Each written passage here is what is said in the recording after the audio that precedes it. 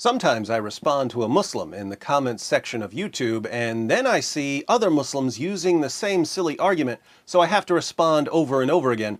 And then I realize that I should just put the response into a video so that anyone who encounters the argument can simply share the response. Here's an example.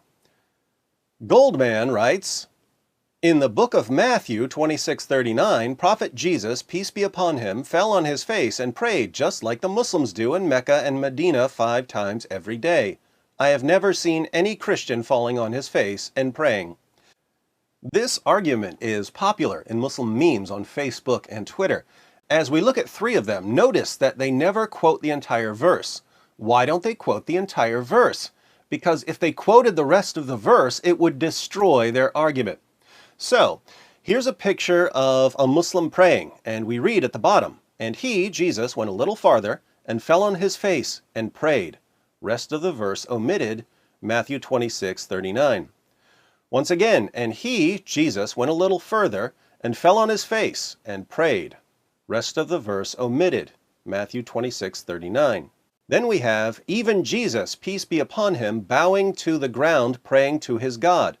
Odd that Muslims who constantly complain about images of Muhammad are so quick to pass around a picture of Jesus. One more, Jesus prayed like this, Matthew 26:39, why don't you? This one doesn't quote any of the verse.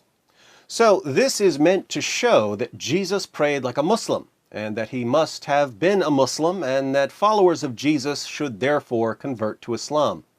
Now for my response. Hi, Goldman. You've never seen a Christian praying on his face because Jesus commanded his followers, when you pray, you are not to be like the hypocrites, for they love to stand and pray in the synagogues and on the street corners so that they may be seen by men. Truly I say to you, they have their reward in full. But you, when you pray, go into your inner room, close your door, and pray to your Father who is in secret, and your Father who sees what is done in secret will reward you. Matthew 6:5-6. Notice that this is the same book you just cited to show that Jesus prayed like Muslims. Muslims pray in the open so that you may be seen by men. Jesus condemns your prayers. Jesus also said, in the same book you cited, and when you are praying, do not use meaningless repetition as the Gentiles do, for they suppose that they will be heard for their many words. Matthew 6:7. What do Muslims do when they pray? They recite memorized prayers in a language most of them don't understand. Even more hilarious, the exact verse you cited condemns you.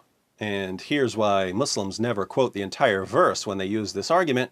Matthew 26:39 reads, and he went a little beyond them and fell on his face and prayed, saying, my Father, if it is possible, let this cup pass from me, yet not as I will, but as you will.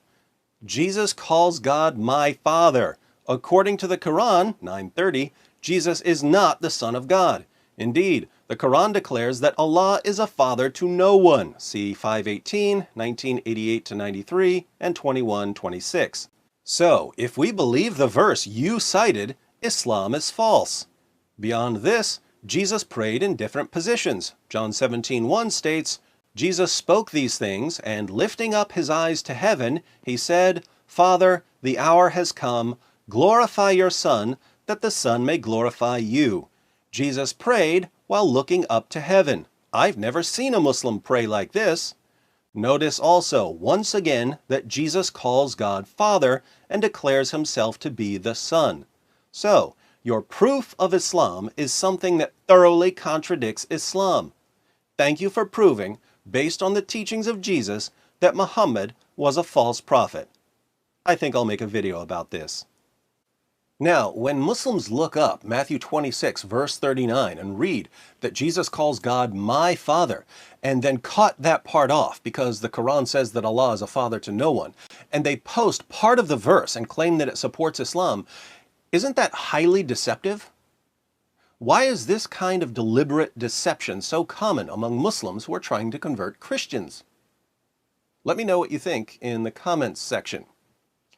Oh, and by the way, since so many Muslims are using this silly argument, I've posted the text of my response in the description box. So when you see the argument, Feel free to either share this video or cut and paste the response.